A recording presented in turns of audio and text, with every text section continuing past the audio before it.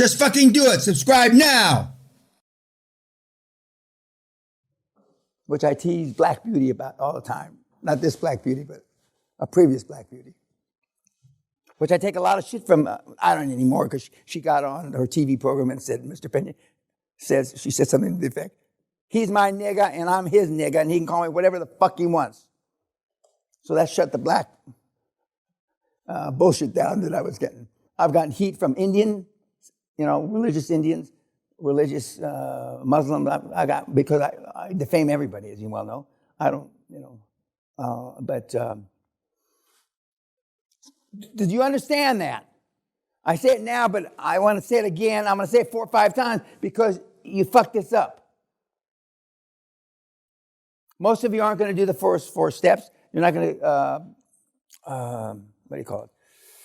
build your personal foundation. You're going to go straight to getting a chairman, and it's wrong. And then the next thing you fuck up is this. Any questions about that? Okay, no questions about Belgian waffle. I told you about the COP27 that's coming up as a joke. Nobody's going to put up any money because the governments from the poor countries steal it all. Now, I told you to watch Billions in Succession, right? Comments about billions from anybody. I asked you before, I'm asking you again. Because if you don't start thinking like these guys, you're never going to be there. You will never exceed your most wildest expectation of yourself. Never. And most of the people in Billions and Succession are obnoxious. Even by my standards. So how do you get to that end of the continuum? Or closer to that end of the continuum? Yes, sir. In Billions, the guy is non-politically correct, confident, arrogant, non-emotional, high self-esteem, big emotional bank account, the stuff you talk about. The opposite of most people who come to the seminar.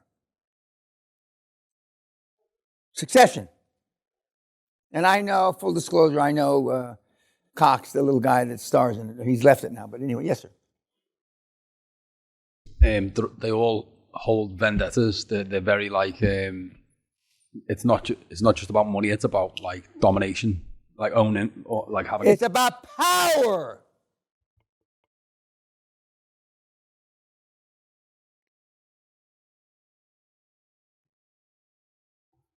They call it money, but it's power. The power to influence. And nobody trained you for that, did they?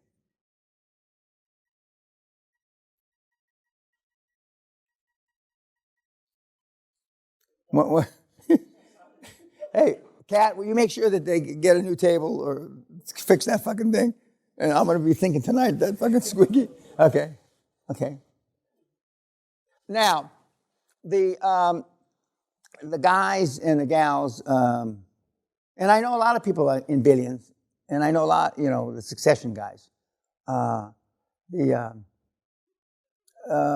Cox, the star of Succession, is about 5'4", and I've met him before. And he tried to anyway. I met him before, and they say that some of the people that they hire are based on height, not talent. Although there are a lot of talented people there. The one tall, skinny guy who plays like a dwarf, the nephew of who's not so tall, but he looks tall compared to them. Most people don't want to have anything to do with that lifestyle. You want to fly in a G650, but you don't want to make the sacrifices and fuck up people enough to pay for the G60 plane.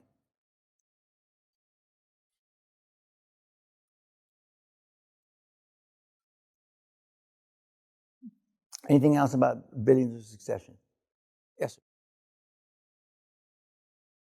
Axel is extremely calculated. He reads and knows everyone that he works around with, his competition, and he is extremely ruthless. He's willing to do everything and crush them, not just by just destroying their business, but destroying to their soul and everything so they can't even rise back up. Because that's shortened up, you don't wound a prince, you kill a prince because he'll be king. And That still exists on Wall Street, but when I was there on Wall Street 30, 40 years ago, 45 years ago, it was really prevalent. I was once blackballed from a white shoe firm, white shoe meaning the kind of Goldman Sachs kind of firm, and they said I'd never work on Wall Street again because I was an arrogant fucking kid. The president of the firm had to make an appointment to see me.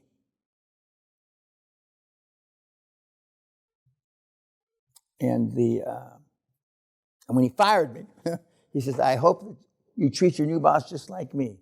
Like shit, Peña.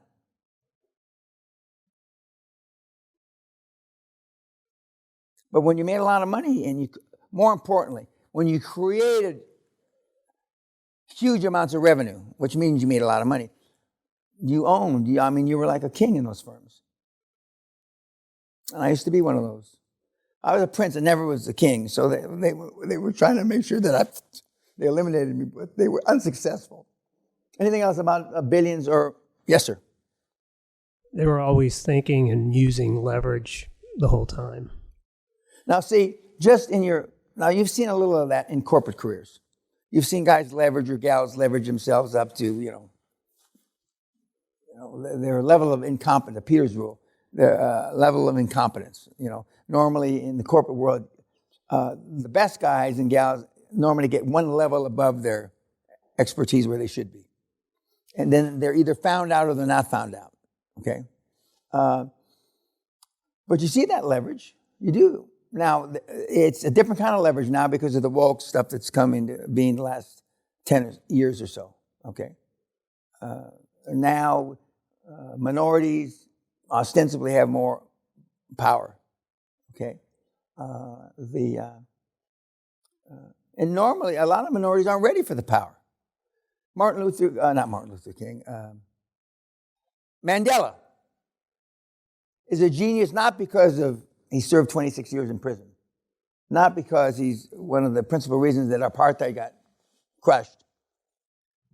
But when he came in to be president, from the day he went into prison to the day he got out, he knew someday, he didn't know it was going to be 26 years, someday he was going to get out and he was going to try to transform business in South Africa. That's a noble cause, noble idea. But he knew the Africans, real Africans, those are real Africans, weren't prepared. They didn't have the infrastructure, they didn't have the education, all those things that go along with why minorities have excelled in other countries more rapidly. So he set up a secondary and a tertiary banking system because he knew that when black businessmen were going to borrow money, they weren't going to understand they had to pay it back. Non-recourse lending. Non-recourse lending.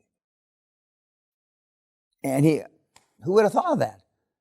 I guess when you're in prison 26 years, you got a lot of time to think.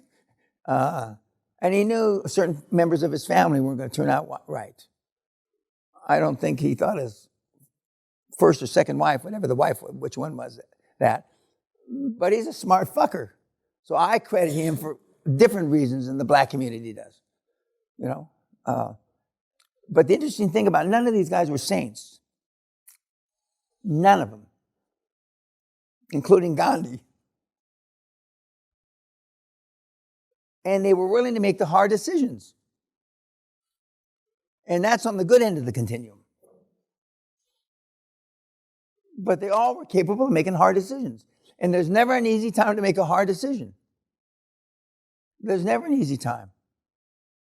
And I made some tough decisions,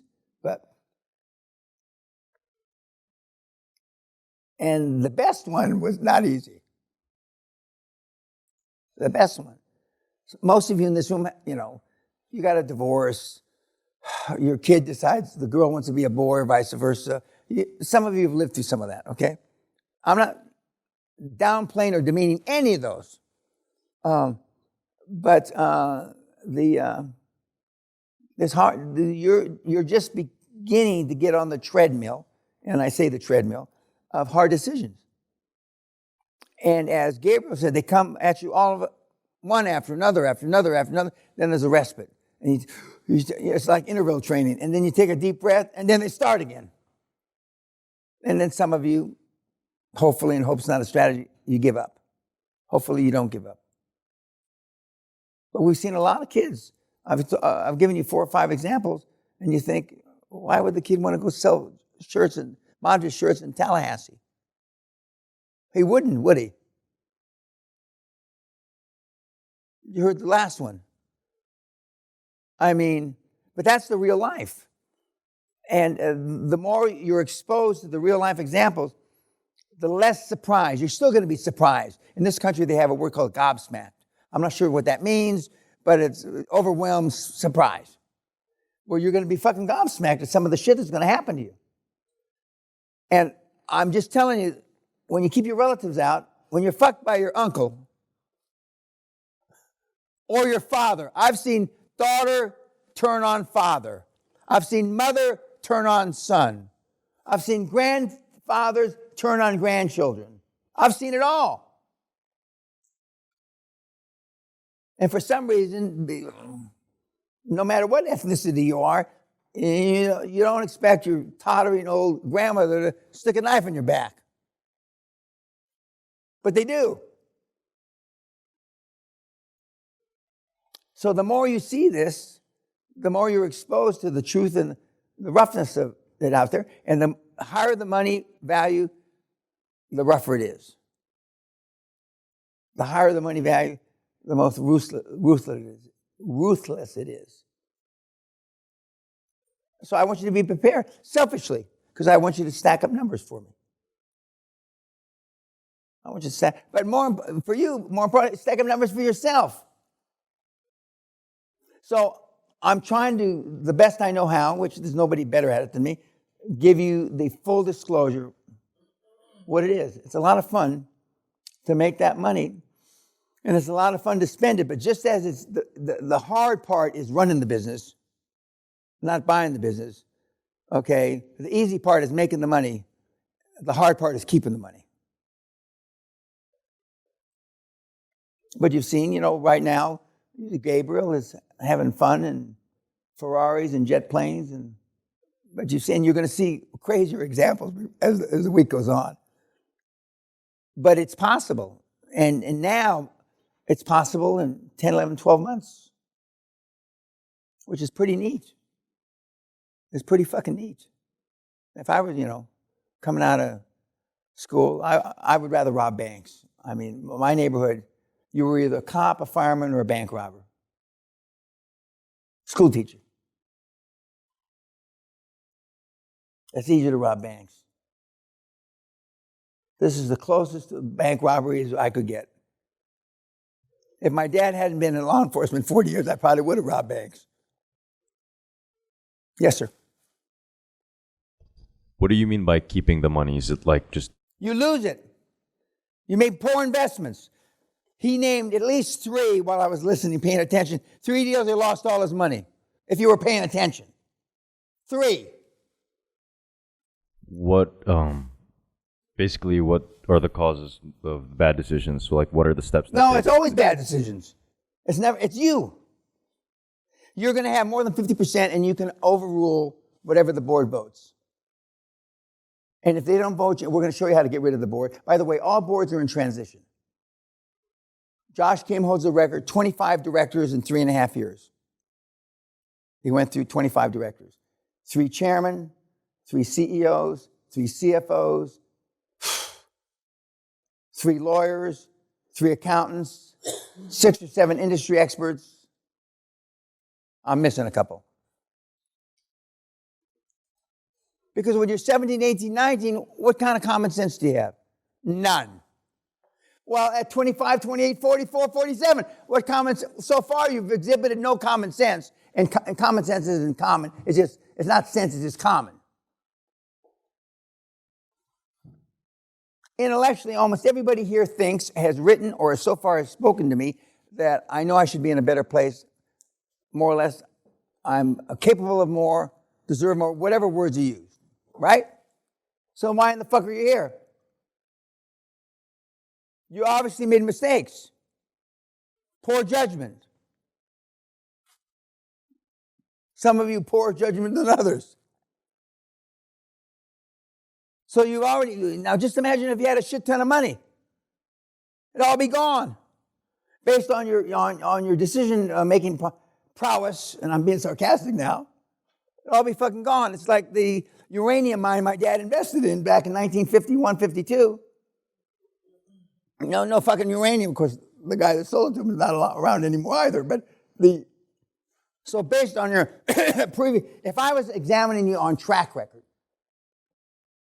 success versus failure, whatever little net worths you have, some of you, are based on after what you lost. Right? We don't know what you started with, do we? I don't ask that question because I'm not interested in that question. But you're going to make your decision-making process here has been poor. Because some of you have had good paying jobs for a long, long time. And how come your net worth is not zero, but a couple of you said it was zero. One of you said less than zero. So what happened to all that money you made? And the amount of money is relative, right? It's how, But where is it? I don't see anybody jumping up with an answer. It's gone, right? You either pissed it on a rat hole, having a good time, I hope it's that, or you lost it in investments, or a combination of the two, right? That's the only place that money could go. For those of you that have overcome drug addiction, I know where a lot of money went. But when my mother died, she never made any money whatsoever. She left me $295,000 in the bank. And she never made any money whatsoever. That's a lifetime of scrimping and saving, stamps, coupons. We used to go to the market and buy food with coupons. They still have coupons? Yeah. But she was able to save $295,000. And I gave it to my cousins. Should have kept it, but anyway. Sally says, why are you giving it to them? Because I know she would have, anyway. 60 years of scrimping and saving and living on coupons, you wind up, call it $300,000. So if she could save $300,000 making zero in a lifetime, where's all your money? Kids? Wives? Poor investments? Your property portfolio? So kids, it's easy to make it, but, how many keep it? But that's not this seminar. I'm selfishly only going to count your upside. I'm not going to count your downside. What happens when one of your mentees steals $241 million cash? Like one of mine did, or has. I count the $700 million he made. I don't count the $500 he pissed down a rat hole with drugs and the $240 he stole. So my numbers in that regard are skewed. We'll see. The real question is who of the ethnicities that I've slagged off has the highest propensity for pissing money down a rat hole? And there is. We'll talk about that the last day or so. There is actually two ethnicities, groups that have a track record for being able to throw money down a fucking piss hole. And it might not be who you think. I love when people tell me they got a property portfolio. My dick doesn't get stiff, but I mean, kind of. You don't even know what the fuck that means. You own a duplex, a fourplex. We had a smart lawyer who sat right there, who traded 800 house portfolio in California. Real estate doesn't get any more expensive. For 2,800 houses in Ohio. Now that should have been a motherfucking red flag. And then when you break it down, Cleveland, Detroit, I forget what the other shithole it was. Now he needs 2 full-time bodyguards. This is a smart lawyer. He has 2 full-time bodyguards, and he has to collect rent in a Brinks truck that they painted the Brinks out. So how fucking smart is he? We got a couple of you in this audience. Any other questions? Who's my 5:30? 6. 6:30. Okay. Questions? Sure. What's your best? Every time I think of that 2,800, why, from the most pristine real estate in America, have any of you been to Detroit lately? Have any of you been to, I mean, it's like a war zone. Anyway, go ahead. What's your best advice to all your mentees to prevent making these mistakes and losing their money? After you're chairman, the most important person in your life, if you don't have to, if you acquire a significant other, I would recommend you don't. You don't need a significant other. Kids are overrated. I already told you that. For the guys, use whores, prostitutes. It's that simple. I'm telling you. I'm 100 times more worldly than the most worldly guy in this room. The second most important person in your, or a guy, well, whatever your significant other might be for you gals. I'm just telling you. What? Well, I mean, you're not going to marry Will. You're going to marry some flappy, saggy-ass bitch from some pub that you can poke in the toilet. And we both know it. That's my best imitation of a slutty Northern Ireland guy. The IRA comes to this fucking seminar, or used to anyway. Now you know why the IRA comes here, don't you? Because I was never friendly, but I know what the brown paper bags were for. Now the criminal element that I attract, because the program works, but I want it to work for you. I want it to work for you. And you can't carry a gun in this fucking country. Fuck. When I was in the United States or other places in the world, I always carried a gun. Always. And it's not easy to get a gun in India, but I had one. Gopinath, my driver, had a .50 caliber in the trunk, the boot, that shot these. There used to be a joke in the Army back in the Vietnam days. Have you ever seen a 7.5, this is a really racist, awful thing, a little Vietnamese person? You know, it looks like spaghetti. Well, Indians are about the same size. Sally and I were watching a movie last night before we went to bed, and they came in, a bunch of mercenaries, and there used to be a weapon still around called Puff the Magic Dragon. It shot 7,500 bullets a minute. 7,500! You could tear this building down in about 20 minutes. And so they were shooting at these guys, supposedly terrorists, and the visual effects were really pretty real. It turned people into spaghetti. Of course, what was funny in the 70s is not funny today. Anyway, I understand that. But I'm a 70s guy. I'm a 60s, 70s guy, so my sense of humor is never going to change. Okay, somebody had one more hand up in the back. Yes, sir.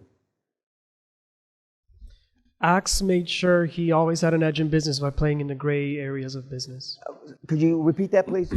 Axe always made sure that he had an edge. Axe, yeah. He had an edge in business deals, or an edge in business anyway, by playing in the gray areas. Well, unfortunately, vis-a-vis that example, there is no gray area in the QLA. There's only one moving part in the QLA model, and that's the motivated seller. Most of you guys, and I say this across the board, wouldn't know a motivated seller if he bitch in the crotch. Or bitch in the tits, ladies. You have never met a motivated seller.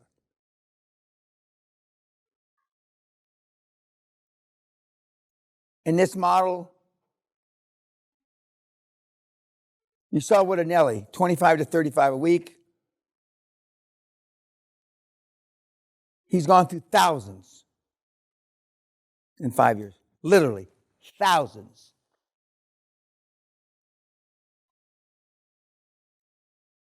If they even stutter to him next,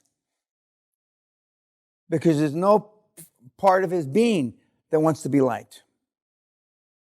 And he believes like I did. He says the first 6 or 8, 10 months, I didn't believe it. But if they have anything nice to say to me when we're done, I didn't fuck them enough. Now listen to that carefully. If they have anything nice to say about me after the close, I didn't fuck them over enough. I'm going to say it again real slow. Contrary to, there are no win-win situations in life. That is horse shit. That's a myth. If they don't have anything bad to say about me, then I fucked up.